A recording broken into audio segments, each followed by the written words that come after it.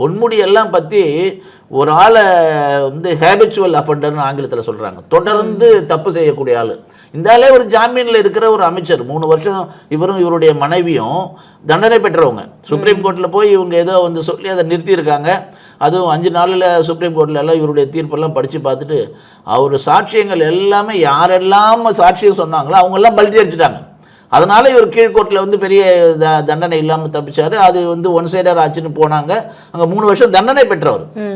சரி, ஒரு தண்டனை பெற்று ஜாமீனில் வந்து மறுபடியும் அமைச்சர் ஆகிருக்குமே, வாயை வச்சுட்டு சும்மா இருக்கணும், அந்த மாதிரி ஒரு கற்பனைக்கு கூட பண்ண முடியாது. ஏன்னா இவங்களுடைய மென்டாலிட்டி இருக்கு இல்லையா, திமுகவினுடைய ஒவ்வொருத்தரும், அது அமைச்சராக இருக்கட்டும் மாவட்ட செயலாளராக இருக்கட்டும், அவங்களுடைய மென்டாலிட்டியே ஒரு ஆதிக்க மனோபாவம். யாரால் எங்களை என்ன பண்ண முடியும், எதுவாக இருந்தாலும் தேர்தல் நேரத்தில் நாங்கள் எதை கொடுத்து எப்படி வெற்றி பெற முடியும்னு எங்களுக்கு தெரியும்னு சொல்கிற ஒரு மமதை திமுக காரங்களுக்கு.